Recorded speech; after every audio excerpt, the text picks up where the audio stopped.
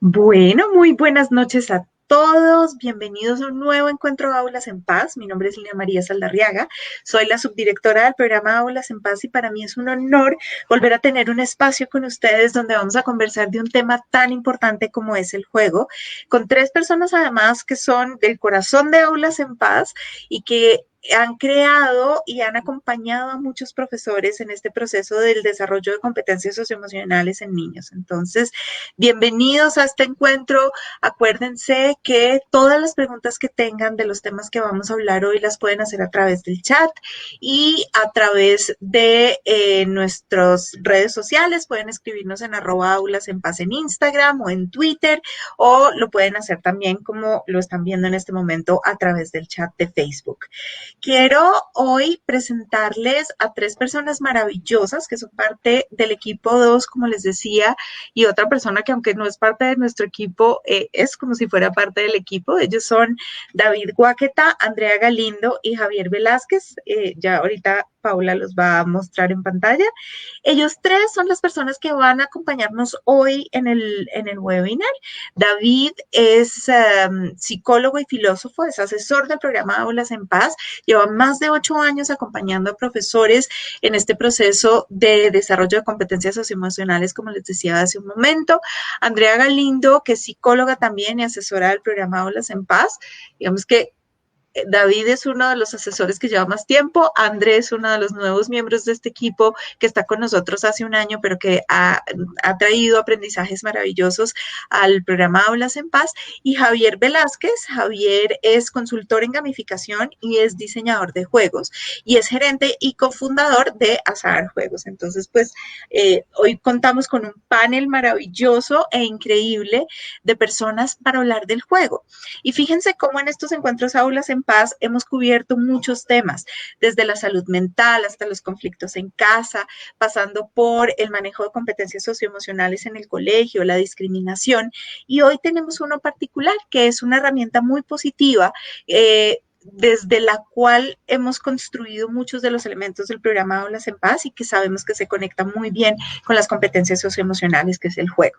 David y Andrea van a empezar a hablar del juego y además después van a tener una conversación con Javier sobre estos temas, sobre las cosas que se pueden hacer tanto en el contexto escolar como en el contexto de la casa para que el juego sea un vehículo o una herramienta que nos permita enseñarles a nuestros hijos, a los niños, niñas y adolescentes esas herramientas para la vida de las que tanto habla el programa.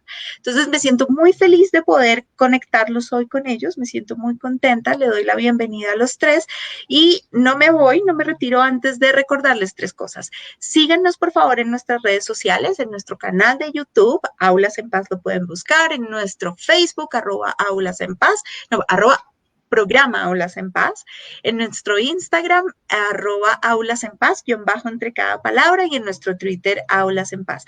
Ahí estamos constantemente contándoles de las cosas que hacemos, publicando material nuevo que ustedes pueden utilizar. Todo nuestro material es utilizable, lo pueden mandar a sus estudiantes, a sus hijos, como piezas de WhatsApp, como lo que quieran, porque son herramientas que son útiles y sencillas para que ustedes puedan conversar con sus hijos o con sus estudiantes sobre aquellas cosas que representan las habilidades socioemocionales o lo que aprendemos en el día a día. Y bueno, sin más preámbulo, le doy la bienvenida a Andrea, a Javier y a David, que creo que ya van a aparecer en pantalla. Y hola, chicos, bienvenidos. Me sentí Hola. un poco sola sin ustedes acá. Hola. Como les decía a nuestro público, es un placer tenerlos de verdad. Para mí es increíble poder hacer esta conversación hoy. Entonces, bueno, pues nada, empecemos. Andrea y David, bienvenidos y en un ratico hablamos contigo, Javier. Gracias. Muchas gracias, Lina. Bueno, buenas tardes, buenas noches ya a todas y todos los asistentes a este evento. Tenemos la posibilidad hoy de conversar sobre este tema que tanto a Andrea como a mí nos parece un tema muy, muy interesante, nos mueve muchísimo y nos gusta hablar de esto porque también lo vivimos desde nuestra cotidianidad. Y para eso vamos a hablarles de distintos temas a lo largo de la sesión que nos pueden ayudar a entender un poco cómo podemos aprovechar el juego para aprovechar las oportunidades que nos da el juego en el desarrollo de competencias socioemocionales, pero también hablar sobre algunos juegos particulares que nos sirven directamente para eso, para desarrollar habilidades socioemocionales. Entonces, si quieres, Andrea, presentarte. Hola, yo soy Andrea, como Lina dijo, soy psicóloga y asesora también del programa de Aulas en Paz, y pues hoy estoy muy contenta de estar aquí con ustedes hablándoles de este tema que tanto nos gusta y que creemos que es tan importante. Listo. Muchas gracias. Entonces, bueno, vamos a tener una presentación que les estaremos mostrando donde recogeremos las ideas y los pasos que vamos a trabajar. Para empezar, este es nuestro contenido para que se hagan una idea de qué es lo que vamos a hablar hoy. Empezaremos por hablar de la importancia del juego, un poco entender la teoría detrás de cuál es el proceso de aprendizaje dentro del juego y por qué es tan importante el juego a la hora de desarrollar habilidades. También vamos a hablar sobre cómo podemos aprovechar estos espacios de juego y qué juegos, como les decía, nos sirven para contribuir a la construcción de habilidades socioemocionales. Y finalmente queremos cerrar con una pequeña reflexión que nos permita entender cómo el juego también es un espacio para construir una relación positiva con nuestros niños, niñas y adolescentes, ya sea que seamos docentes, ya sea que seamos padres o cuidadores. Ese es el plan de la sesión de hoy.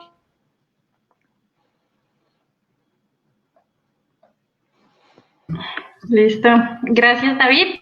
Yo les voy a contar un poco acerca de por qué es tan importante el juego en el desarrollo de los niños y niñas y adolescentes y por qué el juego es una herramienta tan importante también para el aprendizaje. Entonces, pues primero quiero hablar un poco sobre el valor que se le da en nuestra cultura al juego, ¿cierto? Cuando pensamos en los juegos o en los niños jugando, muchas veces pensamos que es una actividad de ocio, ¿cierto? Que es una actividad que puede ser improductiva, por ejemplo, que pues es lo que los ponemos a hacer a los niños cuando estamos ocupados y de pronto ve y juega con tus hermanos, ¿cierto? Y que además pensamos también que el juego en muchas ocasiones se limita a los juguetes, ¿cierto? O a elementos, a juegos de mesa y a elementos que ellos tengan cerca, pero realmente pues el juego es algo muy importante, es la actividad más seria para el niño, es como vamos a ver en un rato, el juego es la forma de acercarse al mundo para los niños y las niñas, entonces es importante también que reflexionemos pues acerca del papel que le damos al juego también en nuestra vida y en la de pues nuestros hijos o nuestros estudiantes. Entonces, bueno, y también pues eso, reflexionar acerca de cómo el juego es un espacio en el que incorporamos la cultura, ¿cierto? El juego es la herramienta pues, de aprendizaje, como les dije, más importante para los niños, la forma como ellos conocen el mundo y se dan cuenta, por ejemplo, van aprendiendo cómo yo me relaciono con los otros, qué es lo que está bien, qué es lo que está mal, cómo funciona el mundo. Entonces, aquí, por ejemplo, tenemos dos ejemplos de dos películas que son pues ambas muy ilustrativas. Una es pues la que vemos arriba, La vida es bella, esa seguramente pues todas las personas que nos están viendo la han visto. Y la otra es Jojo Rabbit, que es una película que salió el año pasado, que esa pues puede que no la hayan visto tanto, pero pues también es muy recomendada. Y ambas hablan del mismo contexto, del holocausto en Alemania, pero desde puntos totalmente diferentes. Entonces, en La vida es bella, como ustedes pues ya conocen, es acerca de pues dos personas, el papá y el hijo, que están en un campo de concentración y que el papá pues le muestra al hijo todo un contexto y toda una imaginación y sobre cómo el estar ahí para él es un juego, ¿cierto? Y en el que la idea del juego es juntar unos puntos para ganarse un tanque. Entonces, una situación como estar en un campo de concentración para el niño se vuelve muy divertida y se vuelve pues él como viendo, bueno, ¿cómo puedo hacer para ganar estos puntos, ¿cierto? Y cómo puedo hacer las cosas bien para esto. Y Jojo Rabbit, que es la otra película, nos muestra, digamos, el lado opuesto, y es de un niño que hace parte de las juventudes de Hitler y va a un campamento donde también a través del juego les muestran, por ejemplo, cómo los judíos son unos monstruos espantosos que solo nos hacen cosas malas, que nos tienen, bueno, que tenemos pues que tenerles miedo y tenemos que cazarlos, y a través del juego pues también les van enseñando diferentes técnicas de guerra, les van, por ejemplo, les entregan un cuchillo y el cuchillo es como su elemento más valioso, y cómo también se pueden ganar premios si, por ejemplo, si dicen dónde está escondido un judío o si se enteran pues de información importante.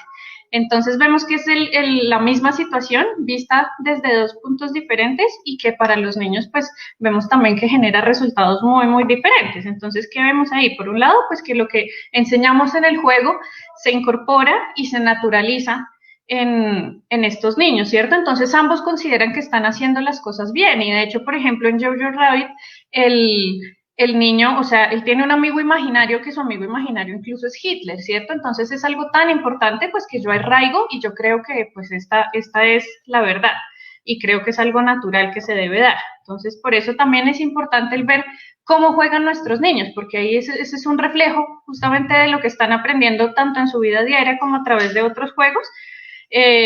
Y por eso también es importante ver nosotros qué les estamos enseñando y reflexionar qué les estamos mostrando, ¿cierto? Ellos son como espejitos de nosotros y son como esponjas que van absorbiendo todo lo que ven, ¿cierto? Todo lo que, pues de nuestra forma de relacionarnos y de la forma en que estamos jugando con ellos. Entonces es importante el ver qué les estamos enseñando a través del juego y pues también por fuera de él a través de nuestras acciones.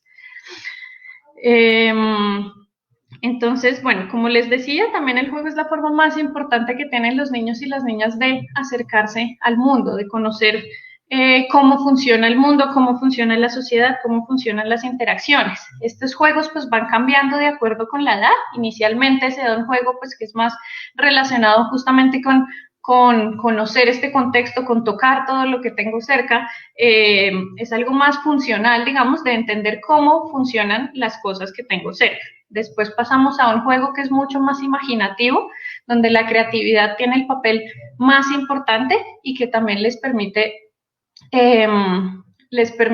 a ellos pues como pensar en escenarios posibles del mundo que tienen a su alrededor. Ya más adelante también aparecen los juegos con reglas, y eso, como vamos a ver más adelante, también pues les permite entender cuál es el sentido de las reglas, por qué son importantes las normas en la sociedad y tener acuerdos pues en las relaciones que tenemos. Y hay juegos como por ejemplo como los de construcción, que eso sí pues se mantienen a lo largo de todo el desarrollo. ¿Sí? Entonces, ¿por qué es importante esta forma de acercamiento con el mundo? Porque vemos que es un espacio seguro para ellos. En el juego ellos se pueden equivocar o pueden errar y no van a tener consecuencias graves. Como les decía, pueden imaginar escenarios posibles en los que ellos encuentran soluciones a diferentes problemas, en los que evalúan posibilidades, por ejemplo, de cómo solucionar un conflicto que yo tengo con alguien. ¿Sí? También pues es algo que les genera mucha motivación, eso sí los vemos, están muy, muy, muy felices mientras juegan, entonces es algo que mantiene la diversión, que no tiene castigos y que además incluso los obstáculos que tenemos en el juego pues son retos divertidos que se nos presentan. También el juego nos permite poner en práctica diferentes habilidades. Entonces, por ejemplo, en el caso de las habilidades socioemocionales, como les decía, pues sirve también para aprender a solucionar conflictos, para ir experimentando de pronto cuál será mejor solución entre esta y esta, para poner en práctica habilidades como la empatía, el poder ponerme yo en los zapatos de la otra persona o de otro personaje que esté en el juego, permite mejorar la comunicación y pues es practicar todas estas habilidades e incluso también, por ejemplo, desarrollar el lenguaje y ensayar el lenguaje para mejorar. Entonces, y por último, pues también nos ayuda a vivir estas emociones, por ejemplo, si el niño o la niña está viviendo situaciones difíciles, pues el juego es un espacio también como de desconexión de la vida diaria que le permite vivir esas emociones abiertamente y como manejar el estrés y gestionar adecuadamente esas emociones. Súper, gracias Andrea. Lo que tú dices es muy importante y quisiera recogerlo, sobre todo teniendo en cuenta que en nuestra cultura, como tú bien lo decías, no se le da un valor fundamental al juego. De hecho, se considera como algo que es improductivo, y al ser improductivo no se le da suficiente valor. Por eso, algo que quisiera que nos lleváramos de este encuentro es eso, es entender que el juego es súper importante para todo el desarrollo de los seres humanos. En ese sentido, todos los aspectos que tú mencionas nos explican un poco cómo el juego nos va a dar paso a el desarrollo de habilidades dentro del espacio mismo del juego. Pero cuando hablamos de juego, podemos extender el conocimiento, la idea o el concepto que tenemos del juego para darnos cuenta que no se trata solo de los momentos en los que literal estamos jugando un juego, sino cualquier escenario se puede convertir en un potencial juego en la medida en que se haga de forma divertida. El elemento central o la característica central del juego es esa, la diversión, el entretenimiento. El objetivo es entretenerse. Puede haber otro objetivo dentro del juego, pero el entretenimiento es el factor común. Para eso, quisimos traerles a ustedes un pequeño experimento que nos permite comprender cómo empezar a aprovechar esos espacios desde nuestro lugar como adultos o cuidadores o docentes, con la intención de empezar a potenciar esas habilidades que ya de por sí dentro del escenario del juego se están dando. Este experimento fue desarrollado por un psicólogo canadiense que se llama Albert Bandura. Él es bastante famoso en psicología por inventar o dar cuenta de un concepto que es el aprendizaje vicario o el aprendizaje por observación. La forma en que llevó a cabo experimentos alrededor de esto fue el experimento que él llamó el muñeco bobo. El muñeco bobo son estos muñequitos que vemos aquí en la imagen, que son estos muñecos inflables que cuando tú les pegas se te regresan. Él lo que hizo que fue poner a unos niños a observar unos videos de unos adultos interactuando con el juego para luego ponerlos a ellos a ver cómo interactuaban con el juego y en qué medida haber observado al adulto iba a transformar la forma en que ellos se comportaban dentro del juego. Les queremos para eso mostrar un pequeño video de 1 minutico en el que se ve cómo Bandura nos explica en sus propias palabras qué era lo que él pretendía dentro del experimento.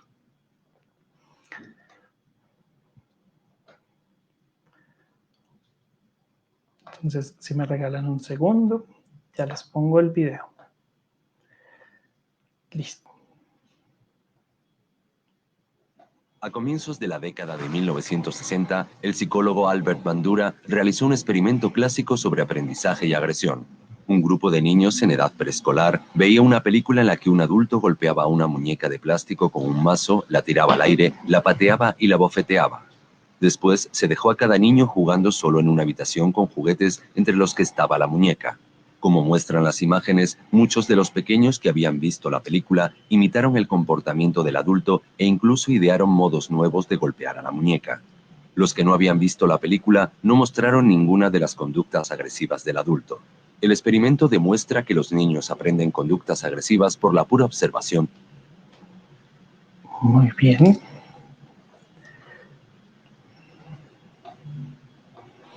Bueno, entonces como se veía allí en el video, lo que hizo Bandura fue básicamente mostrarles este video y hay distintas variaciones. Lo interesante de este experimento que es que la forma en que los adultos interactuamos dentro de los espacios de juego e incluso en nuestra cotidianidad es lo que los niños luego van a replicar. Hubo variaciones en las que en vez de mostrarle comportamientos agresivos, adultos agrediendo el muñeco, lo que ponía era adultos que hacían otro tipo de interacciones que no implicaban agresión. ¿Y qué era lo que se encontraba o lo que Bandura encontró? Básicamente, los niños replican aquello que ven. ¿Eso qué quiere decir? Que si nosotros, cuando estamos frente a ellos en algún espacio de juego, agredimos los muñecos, agredimos a otros o hacemos alguna acción que él interpreta como una agresión, él la va a replicar de esa manera. Pero si por el contrario aprovechamos los espacios de juego para mostrar otras formas de interactuar con las demás personas, con los juguetes o con cualquier otra cosa, lo que estamos es empezando a llenar esos pinitos que nos van a llevar a desarrollar habilidades socioemocionales para relacionarnos de forma más pacífica. Entonces, desde esa idea, quisiéramos empezar por una reflexión sobre la cotidianidad. Cotidianamente tenemos distintos como comportamientos, relaciones y acciones que hacemos en el día a día.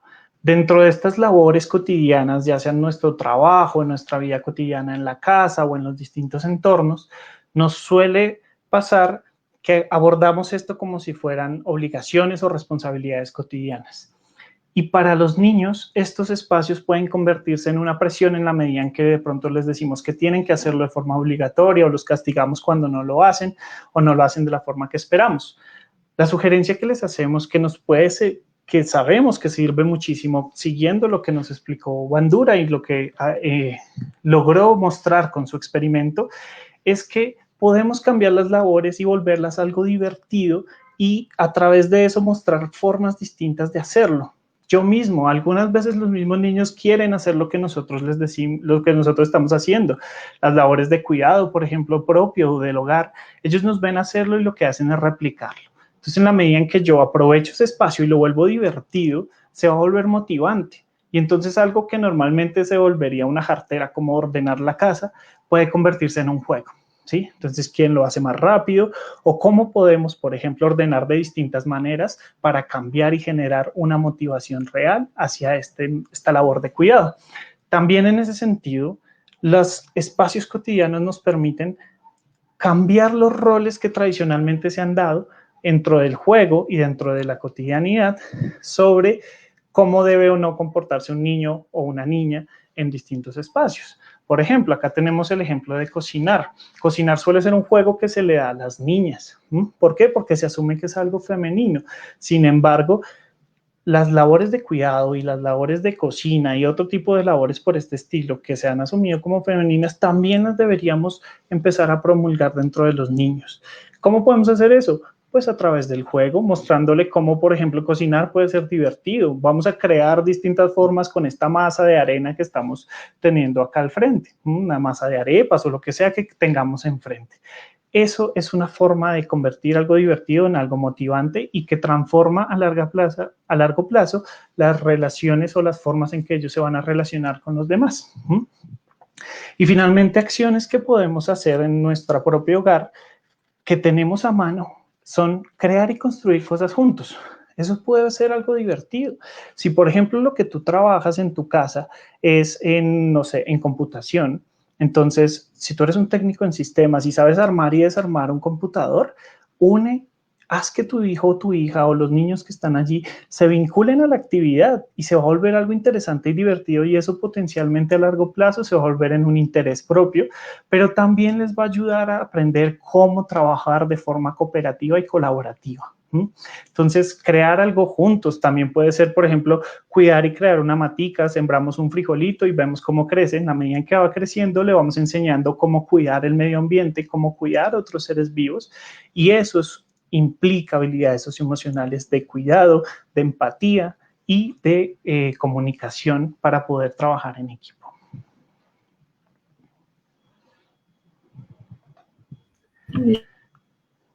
Muchas gracias, David.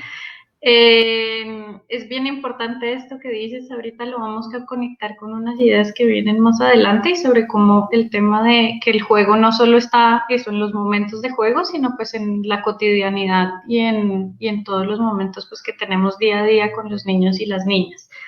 Entonces, asimismo, también es importante el ver cómo podemos manejar los roles que tenemos nosotros como personas adultas dentro del juego, ¿sí? Entonces, aprovechar cada rol que tenemos para enseñar y practicar desde ese lugar. Entonces, por ejemplo, si yo estoy jugando con mi hijo un juego imaginativo, pues desde esa imaginación podemos practicar, digamos, las diferentes habilidades socioemocionales. O si, por ejemplo, estoy jugando y mi papel es ser árbitro en un partido de fútbol de mis hijos, entonces también yo desde el árbitro puedo ir y decirles, por ejemplo, que es que o de capitán de un equipo, puedo ir y decirles que es que hay que acabar al otro equipo, ¿cierto? O no, pues nosotros estamos aquí participando y vamos a hacer lo mejor que podamos y vamos a jugar en equipo todos, ¿cierto? Vamos a trabajar en equipo y eso cambia también la forma pues en la que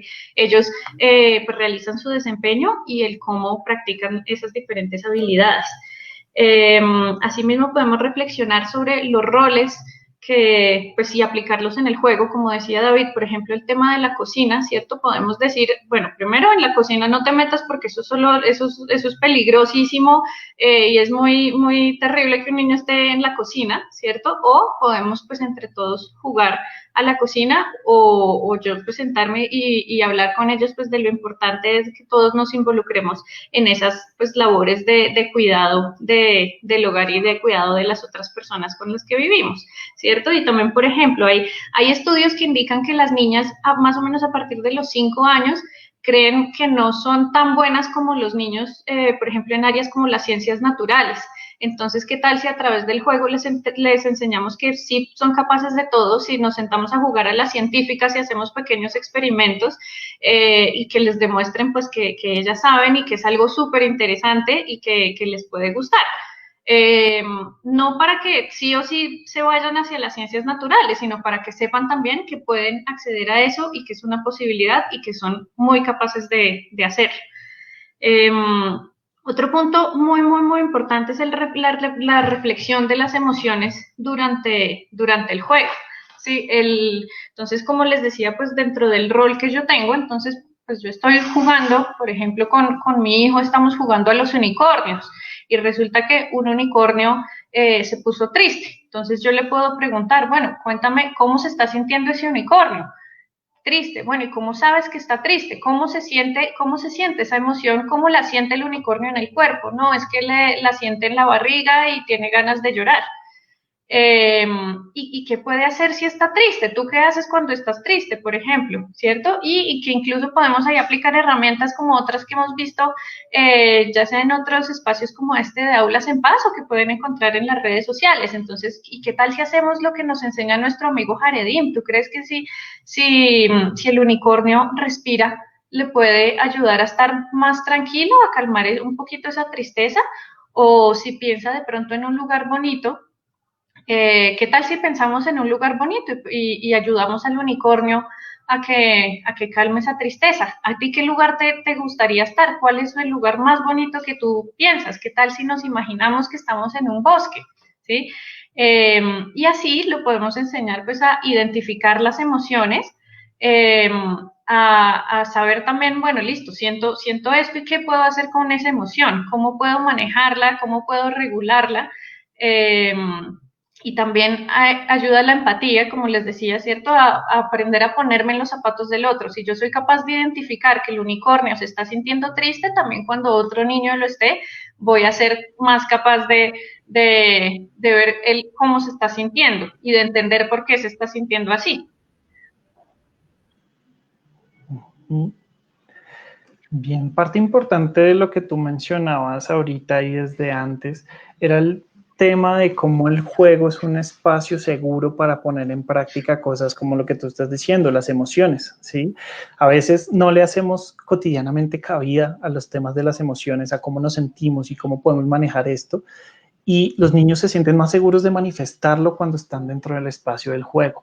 Por eso todo lo que tú mencionas es muy potente dentro del espacio del juego. Asimismo, podemos ayudarles a comprender un poco cuál es la necesidad de seguir reglas. Los juegos reglados, la mayoría de juegos, de hecho, se basan en tener una serie de reglas, que pueden ser reglas que incluso ellos mismos crean. Los niños naturalmente son muy creativos y se inventan juegos constantemente y ponen reglas. ¿Por qué ponen reglas? Bueno, pues porque eso les permite darle un dinamismo, un interés, una motivación dentro del juego y a la vez un objetivo. Y la idea de tener un objetivo es parte central en la motivación dentro del juego. Lo que podemos hacer ahí es, a través de esa experiencia de las reglas propias de los juegos, mostrarle al niño, bueno, ¿por qué es importante el seguimiento de reglas? Entonces, por ejemplo, si con un niño muy pequeño, que cuando están explorando los juguetes, que están como en esta parte más sensorial, a veces lo que hacen es empezar a pegarle a los juguetes, a tirarlos o incluso a pegarnos a nosotros a través de los juguetes o con otras cosas. Y lo que podemos es empezar a ponerle un límite sobre ese comportamiento a través de nuestra propia relación con él dentro del juego. Y entonces, algo que parecería ser parte del juego, que es que el juguete no se debe lanzar hacia la persona, sino que se debe de pronto lanzar hacia la cama, esa regla que le estoy poniendo en el juego se la puedo extrapolar después a los distintos comportamientos, es decir, a no ser agresivos. Recordemos lo que decía Bandura, en la medida en que yo le muestro cómo podemos interactuar con el muñeco, también le estoy mostrando cómo interactuar con el mundo.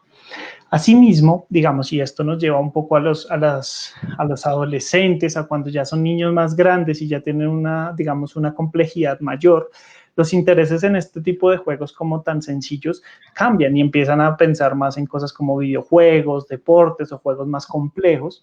En estos casos, una de las habilidades más importantes que podemos desarrollar y que podemos aprovechar es el desarrollo del pensamiento crítico. ¿Qué es el pensamiento crítico? Esta capacidad que tenemos para cuestionar, para dudar y para tratar de ver la realidad de las cosas más allá de lo que normalmente se nos presenta. Por eso, por ejemplo, cuando un niño está haciendo, o un adolescente está jugando un videojuego que de pronto, no sé, hay violencia, ¿sí? Que son muchos los videojuegos donde hay violencia, donde algún personaje está matando a otros, una cosa que le podemos plantear es, bueno, ¿qué pasaría si esto lo hiciéramos en la realidad? ¿Tú qué crees que eso generaría?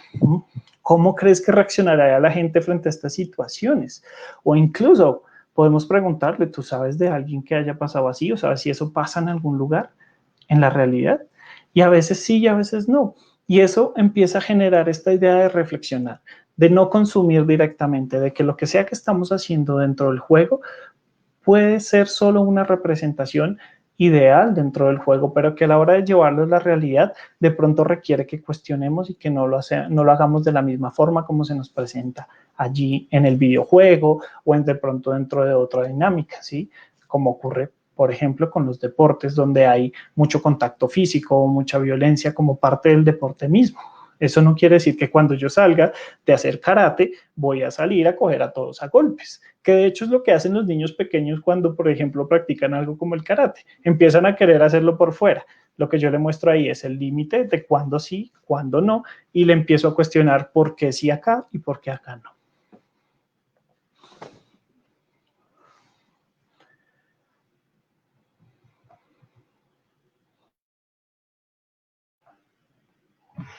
Perdón, tenía el micrófono silenciado. Muchas gracias, David. Hay una idea bien importante que queremos que se lleven, y es que aunque hay unos juegos como tal que contribuyen a desarrollar estas habilidades socioemocionales o estas competencias, no necesitamos tampoco, como les decíamos, podemos dentro de cualquier juego ayudar a desarrollar estas competencias. Entonces, solo es que lo tengamos en mente y pues que lo vayamos haciendo. Pero asimismo, pues también, como les decimos, hay unos juegos que sí ayudan específicamente a esto. Entonces, pues ahora vamos a darles unos ejemplos. Antes de esto, quiero explicarles muy brevemente otro experimento que es bien interesante, que pues es un experimento que también se hizo como en los 50, que se llama Robert's Cave, y lo hizo un psicólogo que se llama Sheriff. Entonces, en el que pues él quería saber cómo funcionaban justamente los grupos y la interacción de los grupos sociales. Entonces, él llevó dos grupos de niños más o menos de 11 y 12 años, los llevó a un campamento y desarrollaron 3 fases en este experimento. Entonces, en la primera fase, pues los niños estaban en un campamento normal, no sabían de la existencia del otro grupo, y fue una fase en la que se enfocaron en realizar actividades como de trabajo en equipo, de identificación y de unión, pues, de grupo. Entonces, eso que hizo que después de esta fase, los niños pues se sintieran muy a gusto en su grupo, que desarrollaran pues una definición como de cuál es el rol de cada uno de los niños en ese grupo, y que así mismo pues supieran como, bueno, yo quiero ya a estas personas, ¿cierto? Entonces, ¿qué pasa cuando, bueno, en la segunda fase aparece, se dan cuenta que existe otro grupo y empiezan a hacer juegos muy competitivos y juegos en los que ellos tienen que competir por los recursos, y solo hay un ganador? Entonces se ve que al final de esta fase también se crea mucha tensión entre los grupos y que empiezan a desarrollar actitudes y comportamientos de vandalismo e incluso de agresión entre los grupos, tanto que tienen que detenerlos y que parar esta fase. Después van a una tercera fase donde siguen los dos mismos grupos, pero empiezan a hacer entre todos diferentes actividades de cooperación para resolver situaciones. y pues al final se logra, digamos que todo, pues se dan cuenta que ese otro que antes yo pensaba que era pues era malo, digamos, que hasta me cae bien y puede ser mi amigo, ¿cierto? Y que pues se dan cuenta que pueden socializar y trabajar por un bien común. Entonces, ¿esto qué nos muestra? Por ejemplo, que todo depende no solo del tipo de juego, ¿cierto? No es solo decir que entonces ahora todos los juegos competitivos son malos, no, sino que también depende pues el cómo se lleva. Entonces es lo que decíamos, un ejemplo de juegos que podemos usar para desarrollar las habilidades socioemocionales son justamente los juegos competitivos, pero pues tenemos que tener mucho cuidado de evitar esa lógica también de nosotros contra ellos, de, como les decía antes, de aquí venimos es a acabarlos, es que ellos son pues lo peor y solo importamos nosotros y lo más importante es que ganemos, ¿cierto? Sino más desde una dinámica, pues estamos aquí porque, no sé, nos interesa, por ejemplo, el deporte, me gusta mucho el fútbol, claro, pues quiero ganar, pero lo más importante también es el momento en el que estoy. Entonces, pues ahí tenemos, digamos, los deportes que son muy conocidos por todos, puede ser pues cualquiera, el fútbol, el básquet, voleibol y demás, y también pues cualquier tipo de juego por equipos.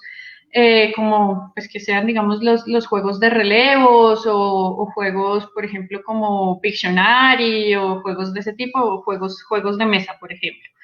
E incluso los videojuegos que también pues pueden ser importantes en relación a estos temas. Y ya otros pues que se pueden relacionar un poco más son los juegos cooperativos en los que tenemos un fin común entre todos. Entonces a veces también pensamos, como les decía, que necesitamos elementos especiales en nuestra casa para poder hacer estos juegos o en el salón de clase y realmente pues se puede con elementos que tenemos en nuestra casa, que en cualquier casa donde hay niños o niñas hay, por ejemplo, un armatodo o hay fichas, y con algo tan sencillo como decir, bueno, vamos entre todos a armar la torre más alta o vamos a armar un castillo, logramos pues generar trabajo cooperativo y pues darnos cuenta de eso, que podemos trabajar por fines comunes, potenciar la comunicación asertiva para poder ponernos de acuerdo, la escucha activa y demás.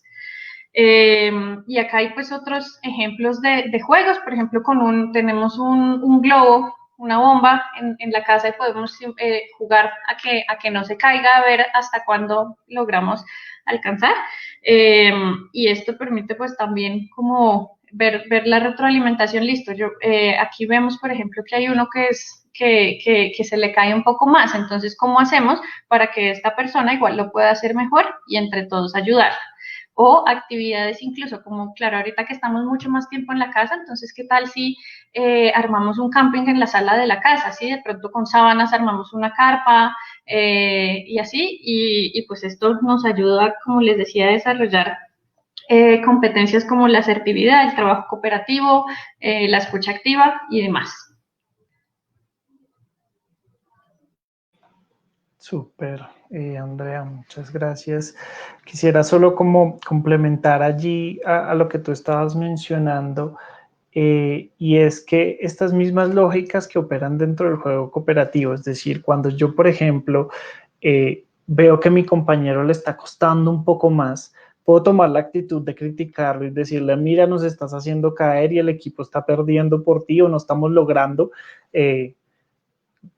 completar nuestro objetivo dentro del juego, que puede ser lo de no dejar caer el balón, por ejemplo. También opera dentro de los deportes y los juegos competitivos.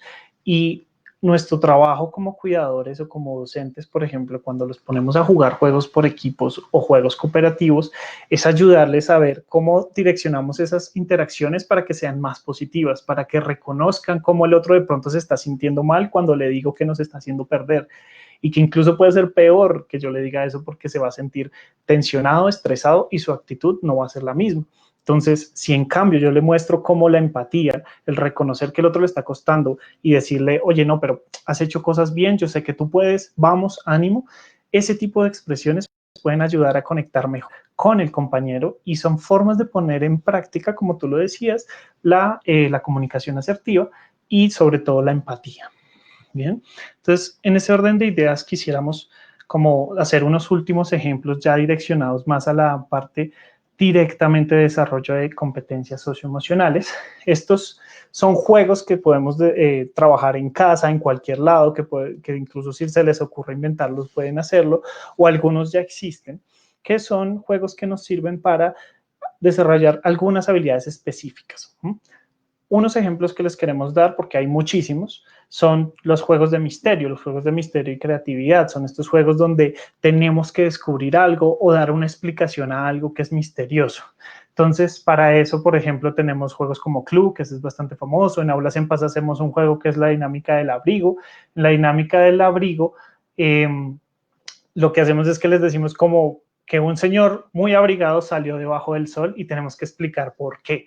Entonces los niños tienen que generar creativamente opciones. Asimismo, juegos de representación donde ellos representan sus juegos de sus situaciones. Podemos decirles, vamos a dibujar cómo es que dos niños pelean y vamos a tratar de dibujar también la solución. El dibujo por sí mismo, el arte por sí mismo tiene ya funciones, como lo vemos más adelante. Tiene muchos efectos positivos, por ejemplo, en la capacidad para expresar emociones, para manejar esas mismas emociones, el ponerlas y plasmarlas ahí ayuda a manejar emociones, pero la idea es que lo direccionemos hacia situaciones cotidianas y habilidades concretas. Por ejemplo, actuar, ¿sí? Este juego de yo actúo sin decir nada y los demás tienen que adivinar la situación, yo la puedo convertir en una situación que quiero, que nos ayuda a reconocer, por ejemplo, las emociones. Entonces, voy a actuar cómo es mi papá cuando está enojado y los demás tienen que adivinarlo. ¿Quién es el que estoy representando? Entonces eso ayuda a conectar emocionalmente con lo que siente, por ejemplo, en este caso, mi papá. Y finalmente los juegos de conocernos, estos juegos de preguntas donde yo trato de conocer al otro y indagar sobre sus intereses, sus cosas, su forma de relacionar, qué cosa le molesta, qué cosa le gusta, qué cosa no le gusta. Son juegos que, por ejemplo, sirven mucho con los adolescentes porque ellos los van a luego usar con sus demás pares, que son los que en ese momento se vuelven más importantes. Y es cómo puedo yo, algo que yo juego en casa, luego los llevo con mis compañeros para intentar interactuar con ellos y conocerlos. Y finalmente, como les decía, pues está el tema del arte, que también es una actividad de ocio en sí misma, y para los niños es algo muy, muy motivante. Y en general, pues hay muchísimos tipos de arte, pero lo importante aquí a destacar es que nos permite manejar el tema de emociones, expresar esas emociones y promover la creatividad.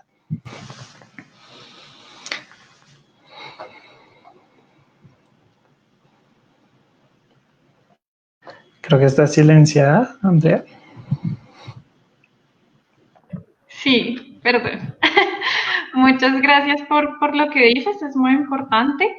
Y bueno, ya como para ir cerrando, queremos dejarles más como una pequeña reflexión, y es también acerca de cómo puedo yo transformar o construir mi relación con mi hijo, con mi hija o con mis estudiantes a través del juego, ¿cierto? Cómo el juego nos permite, por ejemplo, entrar en confianza con ellos, acercarnos más y generar pues mayor comunicación, y cómo también pues el juego, lo que les decíamos, creemos muchas veces que el juego es algo solo de niños y niñas, ¿cierto? Y ahí es ver la importancia de que el juego no es solo para ellos. Entonces, ¿qué podemos también aprender nosotros como adultos del juego, ¿cierto? Como, por ejemplo, de la curiosidad frente al mundo que tienen los niños y las niñas en el juego, cómo puede potenciar nuestra creatividad y cómo, pues, asimismo nos puede ayudar también a practicar para desarrollar esas habilidades socioemocionales.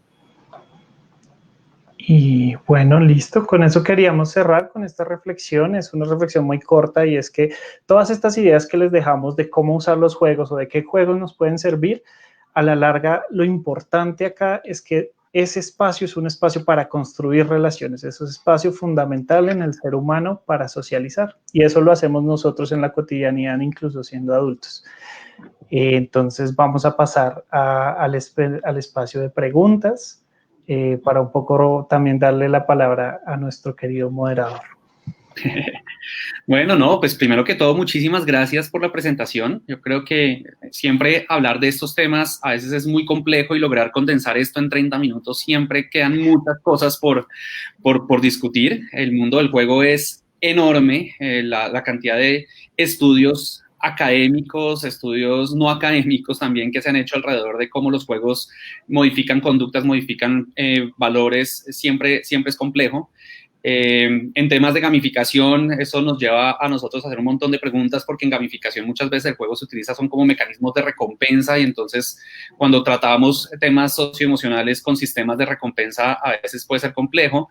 Entonces, no, pues primero muchísimas gracias por la presentación. Yo creo que quedan unos puntos supremamente claros alrededor de cómo debemos reflexionar alrededor del tema de las habilidades socioemocionales. Entender que el mismo acto de jugar y la forma en la que interactuamos desde el juego, de alguna forma, desde este aprendizaje vicario, puede dejarnos unos aprendizajes sin necesidad de tener que llevar el juego más allá a la vida real, sino que de alguna manera ahí ya hay algunos aprendizajes.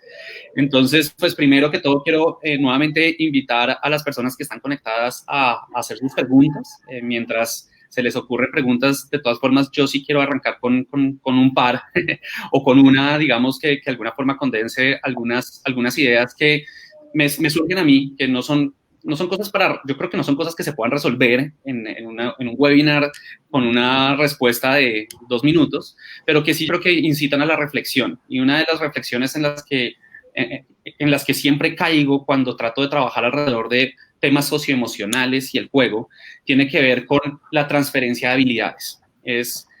Por ejemplo, en términos de habilidades más duras, se ha visto que es difícil, por ejemplo, que los jugadores de ajedrez, juegos como ajedrez, logren coger ese reconocimiento de patrones y esas habilidades que tienen en el ajedrez y transferirlas a la toma de decisiones en el mundo real.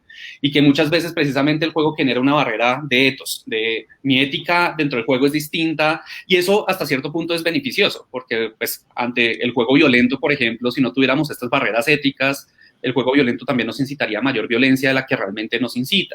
Pero así como esas barreras éticas pueden ayudarnos a nosotros a evitar que los juegos violentos nos vuelvan más violentos, ¿hasta qué punto también esas mismas barreras éticas pueden hacer que estos juegos cooperativos nos enseñen a cooperar dentro del juego, pero no nos enseñen a cooperar en la vida real? Básicamente, ¿qué mecanismos de transferencia de habilidades creen ustedes que se pueden utilizar para que esto efectivamente tenga un efecto más allá del espacio de 20 minutos, 30 minutos que tuvimos jugando? Entonces, no sé si David, Andrea. Sí, si quieres yo puedo responder un poco ahí.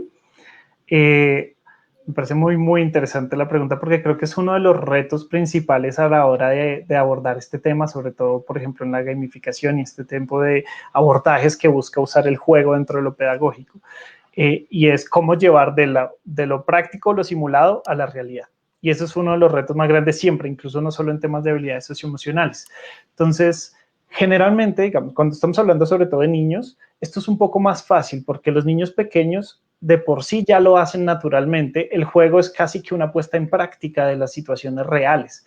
Entonces, aprovechar la forma en que ellos están haciéndolo ahí y directamente preguntarle sobre eso, volverlo a las situaciones reales. Entonces, si el niño está en el juego cogiendo una muñeca y está con otro muñeco y el muñeco le está pegando la muñeca, yo le puedo preguntar en ese momento, hey, ¿por qué le está pegando?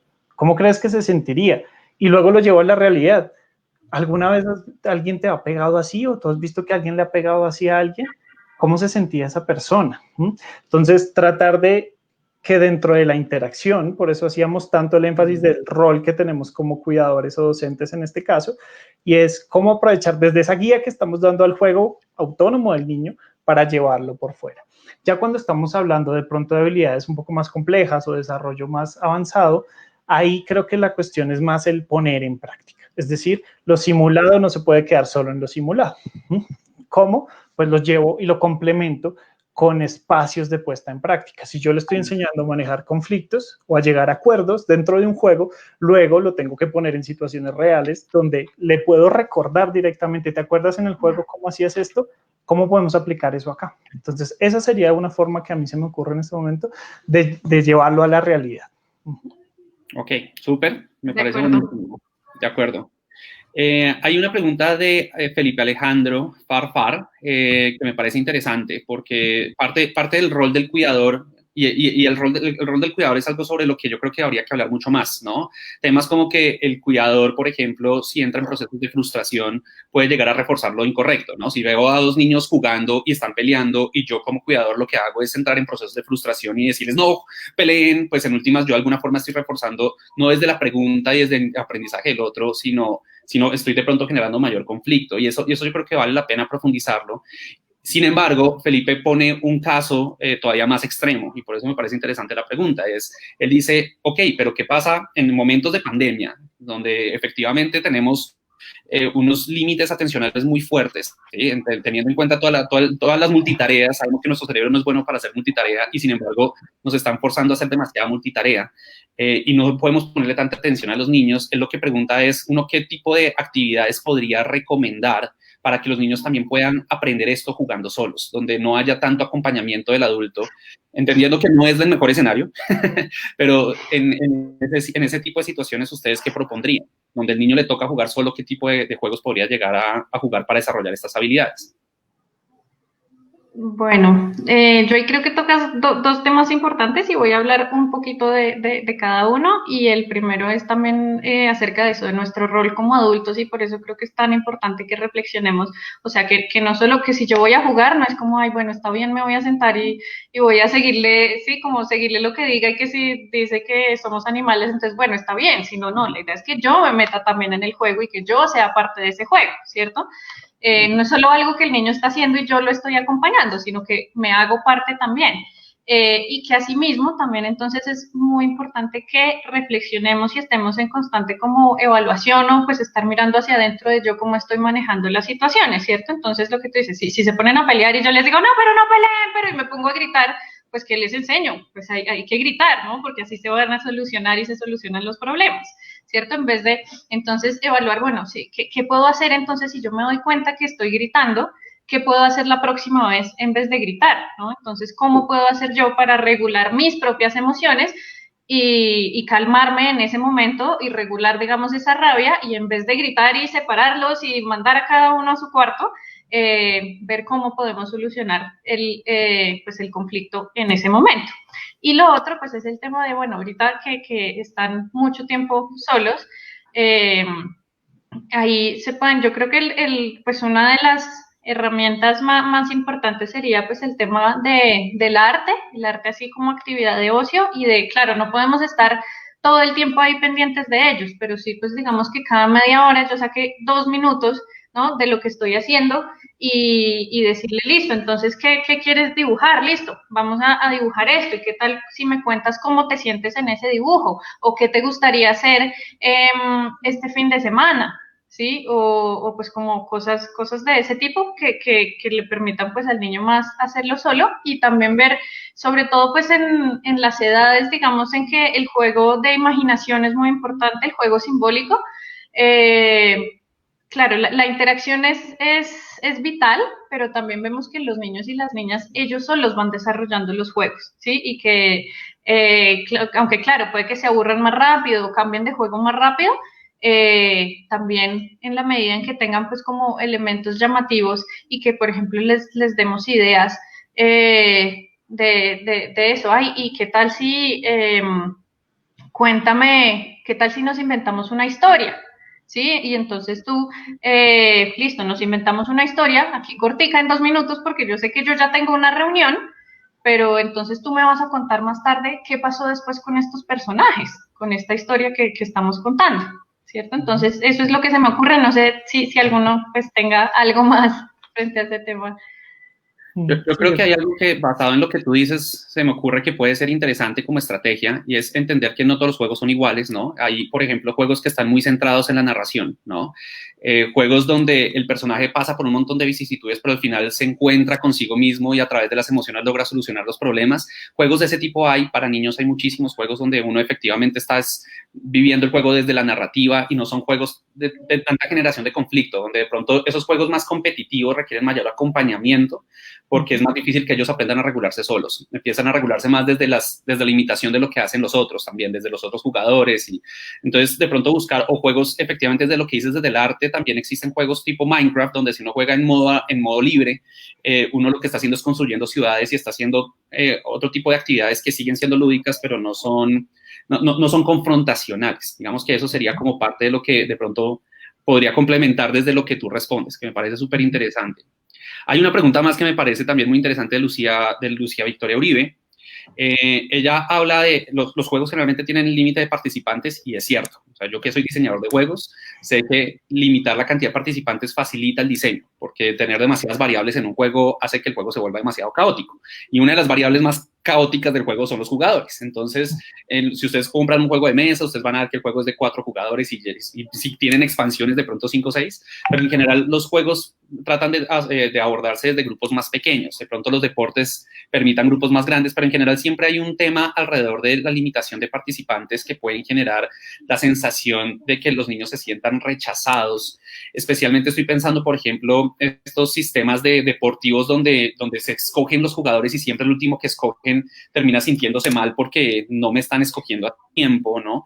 Y entonces, ante la noción de el juego no es totalmente inclusivo, ¿cómo puede uno abordar, por ejemplo, uno como cuidador o en un aula? Yo creo que es incluso más complejo en aulas de clase donde tengo 30 estudiantes o 20 estudiantes, tal vez en la casa tengo menos y es menos problemático, pero ¿cómo podría abordar ese tipo de situaciones para tratar de volcarlas hacia temas positivos? Bueno, yo quisiera ahí aportar algo que solemos proponer desde Aulas en Paz y que de hecho está parte fundamental de todos los grados y se trabaja incluso desde segundo, entonces realmente se puede trabajar desde muy pequeños, es el trabajo en equipos, en grupos pequeños, donde se le asignen roles a cada uno de los participantes de los grupos. Y nuestro papel como, por ejemplo, docentes en este caso, es más ir pasando por cada uno de los grupos viendo cómo se está yendo el proceso. A veces tendemos en educación, sobre todo en espacios de aula, a sentir que tenemos que guiar todo el proceso nosotros como docentes, que tenemos que ser quien está ahí yendo paso a paso en cada situación. Y el trabajo en equipo nos ayuda a soltar un poquito y a dejar que ellos mismos autónomamente empiecen a trabajar sobre esas cosas. Eso lo podemos hacer en los juegos. Podemos hacer grupos en los que pues encaje con cada una de las limitaciones que propone el juego y que todos estén haciendo el mismo juego, pero independientemente en cada uno de esos espacios. Y les asignamos roles que nos ayuden a controlar, por ejemplo, que uno lleve el tiempo o que otro lleve, digamos, la palabra quién. Incluso hay juegos que de por sí ya tienen esa dinámica donde alguno de los personajes tiene que asumir ese rol. Entonces, ahí lo que podemos hacer es eso. Y para evitar que haya exclusiones por quién selecciona, lo que podemos hacer es que, por ejemplo, una cosa que hacemos en aulas es que no sea que ellos escojan dónde quedan, sino que nosotros como docentes aleatoriamente a través de cierto criterio los escogemos en cada grupo. La más fácil y sencilla que hacemos todos, ¿cuál es? Pues numérense de 1 a 4 y pues todos los 1, todos los 2, todos los 3, ¿sí?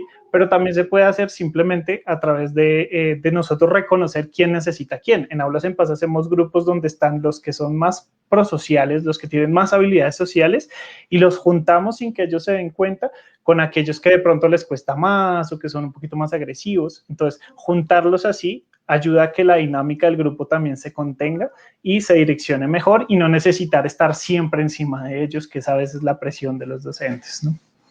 Ah, buenísimo. Listo. La siguiente pregunta es de Paula Galindo. Díganme si ustedes sienten que la pueden responder, si no les ayudo, porque esto es más sobre creación de juegos. Ella está preguntando qué tips o consejos les podrían dar para la creación de juegos según el desarrollo de los niños. Yo creo que pronto ustedes pueden dar una respuesta en función de qué tipo de juegos juegan los niños en ciertas edades. De pronto yo podría hablar de temas de creación, pero no sé si ustedes de pronto tengan algún tipo de información sobre, entendiendo que un niño de 5 años y un niño de 13 años juegan juegos diferentes, qué modalidades de juego, cómo se pueden diseñar juegos para estas diferentes modalidades, de estas diferentes edades o etapas de desarrollo. Sí, no sé, Andrea, si tú tienes muy claro eso del desarrollo de los juegos. Bueno, pues ahí yo creo que depende, o sea, ahí sería más como buscar juegos que no cambien según la edad y por ejemplo estoy pensando eso, tenemos en la casa a dos hermanos que uno tiene 5 años y el otro tiene 13 años, ¿no? Entonces actividades como las que dijimos de los juegos cooperativos pueden estar ambos incluidos y pueden, por ejemplo, en esto de armemos un camping dentro de la sala, puede ser algo, podemos hacerlo súper divertido para todos, es un trabajo cooperativo muy importante y puede ser muy llamativo para pues independientemente de la edad que tengan. O el tema pues también de como actividades que desarrollen la creatividad, entonces vuelvo a nombrar nuevamente como a temas artísticos. Por ejemplo, pues a mí, bueno, ahorita en Halloween, ¿no? Yo tenía una situación parecida, entonces tenía niñas de 4, pues una niña de 4 años y una de 10. Entonces, ¿qué dijimos? Bueno, vamos a pintar una calabaza. ¿Sí? Entonces, claro, la pintura que van a hacer de la calabaza va a ser mucho más compleja pues de la niña de 10 años, pero es algo que igual les llama la atención a las dos. Entonces yo creo que es más buscar algo que no dependa de la edad y que pueda cambiar, pero bueno, sí, yo creo que más ya de creación directamente de juegos, creo que tú eres el que más sabes. Yo sí quisiera decir algo ahí, discúlpame, y es más que todo a nivel de pronto pedagógico, también cuando estamos en casa, reconocer, digamos, a veces pareciera que es algo difícil, pero no tanto, reconocer el nivel de desarrollo que tienen nuestros hijos respecto a ciertas habilidades, ¿sí? De pronto cuando están muy pequeños, hacerles preguntas complejas como el por qué o que tenga que construir una historia compleja puede ser muy difícil, ¿sí? Pero cuando ya hay habilidades comunicativas, cuando ya uno ve que ellos empiezan a preguntar por qué, pues yo les puedo poner juegos que impliquen eso. Entonces, asimismo, habilidades motrices, habilidades de reconocimiento, digamos, de representaciones simbólicas, de imaginación. Estos tipos de habilidades van variando a lo largo del desarrollo del niño y podemos identificarlo simplemente con la interacción cotidiana que tenemos con ellos. Si vemos que para un niño de pronto todavía es muy complejo hacer una actividad, pues evitemos ponerle esa habilidad. Eso sería como lo que yo sugeriría, pues sin tener la formación, ¿no?, de psicología, pueden hacer eso. Listo. Yo para complementar la respuesta desde mi rol como diseñador de juegos, hay varias cosas claves que de pronto se le pueden llevar de manera muy, muy concreta, ¿no? Porque aquí las estrellas son ustedes dos, no yo.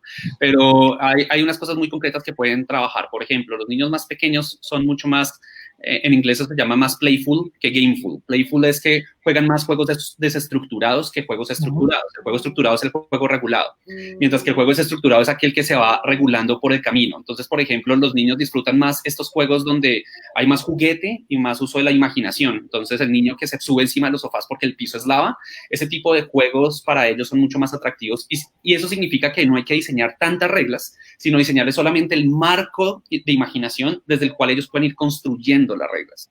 ¿Sí? Entonces, en ese sentido, el Lego, el juguete, ese tipo de cosas puede funcionar más con niños de etapas más tempranas.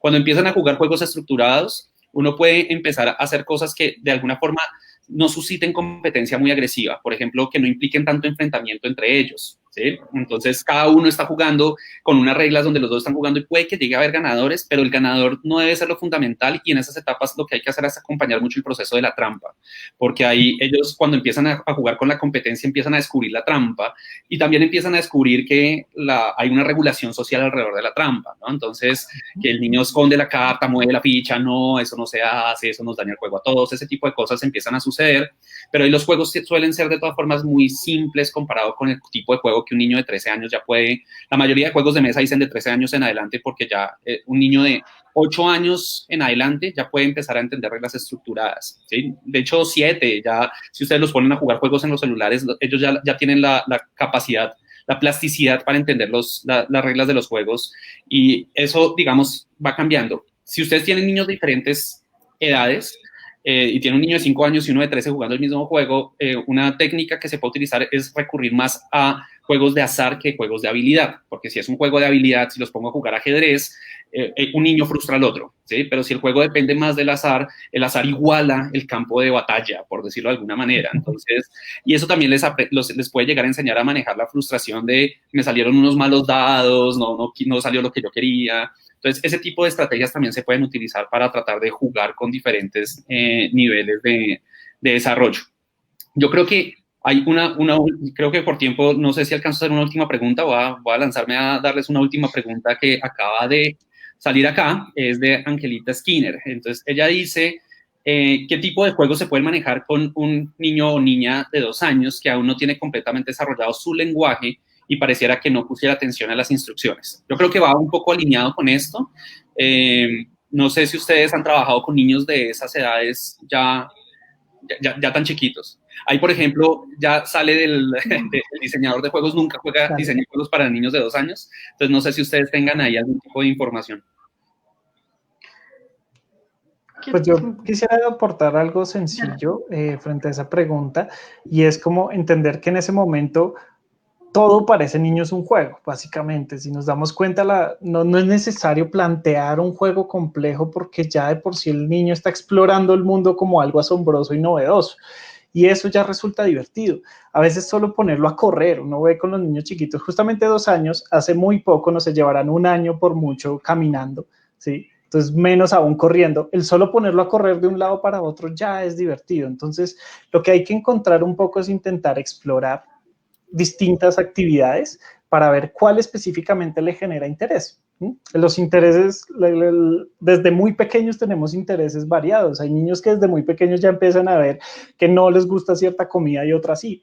Eso también aplica para las actividades y los juegos. Entonces, desde muy pequeños ellos ya empiezan a hacer así.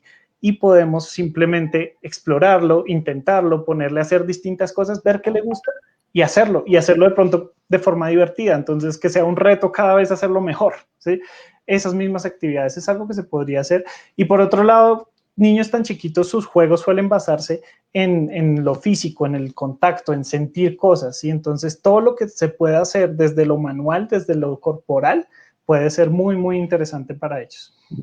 Y algo muy, muy chiquito ahí para conectar el tema, pues en relación con las competencias socioemocionales, y es que, claro, tan chiquitos no identifican todavía las emociones, no se dan cuenta tampoco en ellos mismos, o sea, hasta ahora están aprendiendo como, uy, ¿qué es esto que yo siento, no? Entonces, pues podemos hacer como justamente pequeñas actividades que nos ayuden a eso. Entonces, mostrarles, por ejemplo, diferentes caras o gestos y decirles, no, es que estoy bravo, o es que estoy feliz, o es que estoy, sí, y que ellos aprendan a ver, bueno, cómo se ve una persona cuando tiene determinada emoción, y así van aprendiendo poco a poco, pues, al tema de la identificación de emociones, y ya, pues, cuando estén más grandecitos, a ver, bueno, siento estas emociones, ¿qué hago, qué puedo hacer con ellas? Bueno, no, listo. Muchísimas gracias. Quedaron unas preguntas aquí buenísimas en el tintero, pero pues tenemos que darle cierre por tiempo, ¿no? Entonces, pues primero que todo, agradecerles muchísimo a ustedes dos por la presentación que acaban de darnos. Creo que unos puntos importantísimos de reflexión. Nuevamente, esto es un tema gigantesco. Ustedes llegaron a unos puntos muy importantes alrededor de un tema que es muy complejo. Es mucho más fácil hablar de el juego y la construcción de habilidades duras que de habilidades socioemocionales, y creo que eso es algo que es fundamental. El ejemplo de Bandura me queda a mí, pero eso me parece súper clave. Por ejemplo, entender que la imitación genera aprendizaje y el juego permite entender y entrenar ese tipo de habilidades socioemocionales, me parece clave. Entonces, muchísimas gracias por su intervención. También a todos los que participaron, a los que hicieron preguntas. Lamentamos no poderlas contestar todas, pero si quieren tener más información, si quieren estar en contacto con nosotros, recuerden que ustedes pues pueden seguir Aulas en Paz en redes sociales, suscríbanse, hagan todas las cosas importantes para que puedan estar en contacto con toda esta información que es súper valiosa. Entonces, nuevamente, David, Andrea, mil gracias por compartir su conocimiento. No, gracias a ti. Muchas gracias. Sí, gracias a los dos. Y a todos. Muchísimas gracias. Bueno, hasta luego a todos. Gracias por acompañarnos. Aquí quedan todas las redes en pantalla para que puedan seguirnos.